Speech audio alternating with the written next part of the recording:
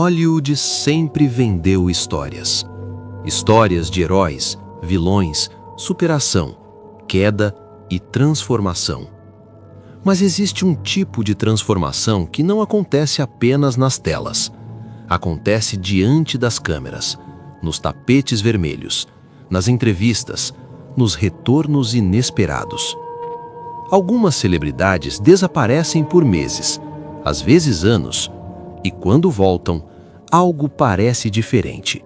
O rosto, o olhar, a postura, o comportamento, a voz. É nesse ponto que nasce uma das teorias mais inquietantes da cultura moderna. E se algumas celebridades não forem exatamente as mesmas que conhecemos antes? Hollywood não é apenas entretenimento, é construção de narrativa, é criação de identidade. Cada artista não é apenas uma pessoa, é uma marca, uma imagem cuidadosamente moldada. Desde o início do cinema, estúdios controlam aparência, comportamento e discurso público. Mudam nomes, mudam estilos, mudam personalidades. Mas existe uma diferença entre reinvenção e parecer outra pessoa. Com o avanço da internet, comparações começaram a surgir. Fotos lado a lado, vídeos antigos comparados com entrevistas recentes, mudanças faciais que parecem além do envelhecimento natural, alterações no formato do rosto, diferenças na estrutura óssea, mudanças na linha da mandíbula, no formato do nariz, na distância entre os olhos. É claro que existem explicações simples: cirurgias, perda ou ganho de peso, iluminação diferente, maquiagem, ângulos de câmera, envelhecimento acelerado pelo estresse. Celebridades vivem sob luz extrema. Cada detalhe é amplificado. Câmeras de alta definição capturam microexpressões que antes passavam despercebidas. Ainda assim, para muitos observadores, algumas transformações parecem ir além do natural. E é aqui que a teoria começa a ganhar força.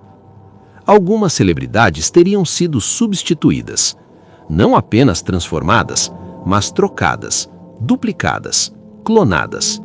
É uma hipótese ousada, radical, difícil de provar, e ainda assim ela cresce. E se você gosta de explorar essas teorias de forma crítica, analisando cada detalhe sem aceitar tudo de imediato, talvez esse seja o tipo de conteúdo que vale acompanhar com frequência. Porque aqui a ideia não é afirmar, é investigar. Então, se esse tipo de mistério te prende até aqui, considere se inscrever, porque ainda vamos muito mais fundo. Mas voltando à teoria, por que essa ideia faz tanto sentido para tantas pessoas? O cérebro humano é especialista em reconhecer rostos. Pequenas mudanças são percebidas quase instantaneamente. Porém, também somos especialistas em criar conexões onde talvez não existam.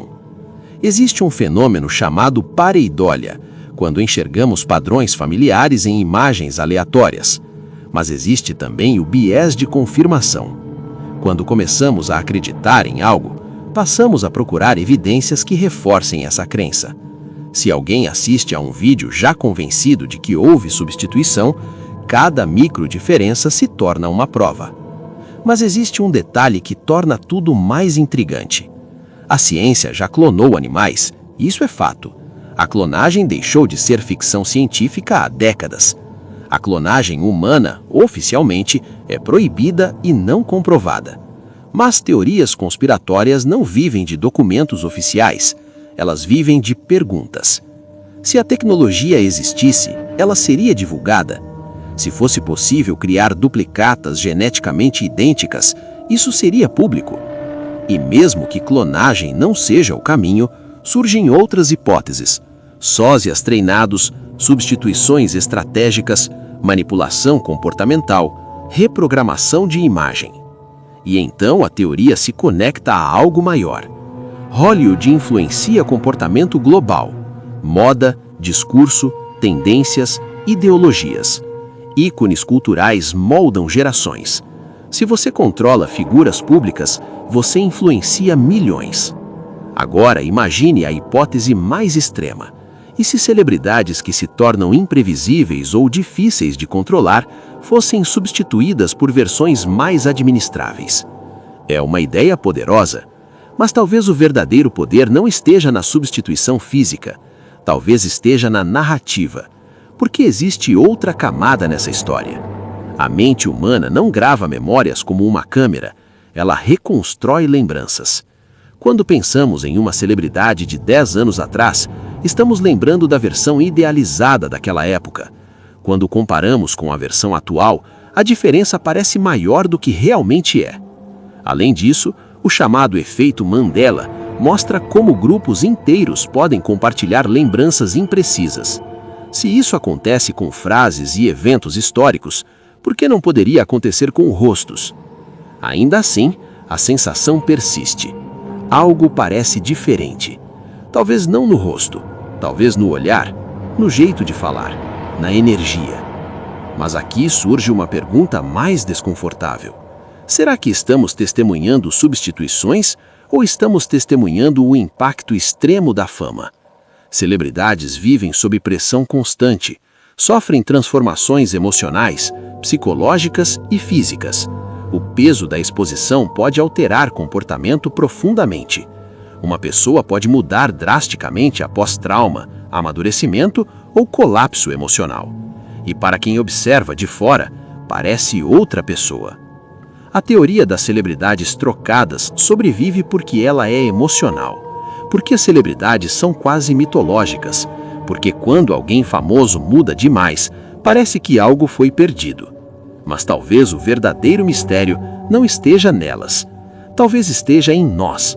Vivemos em uma era de desconfiança. Narrativas são questionadas. Instituições são analisadas com ceticismo. A internet amplifica dúvidas e transforma suspeitas em comunidades inteiras dedicadas a investigar detalhes mínimos. Quando confiança diminui, teorias ocupam o espaço.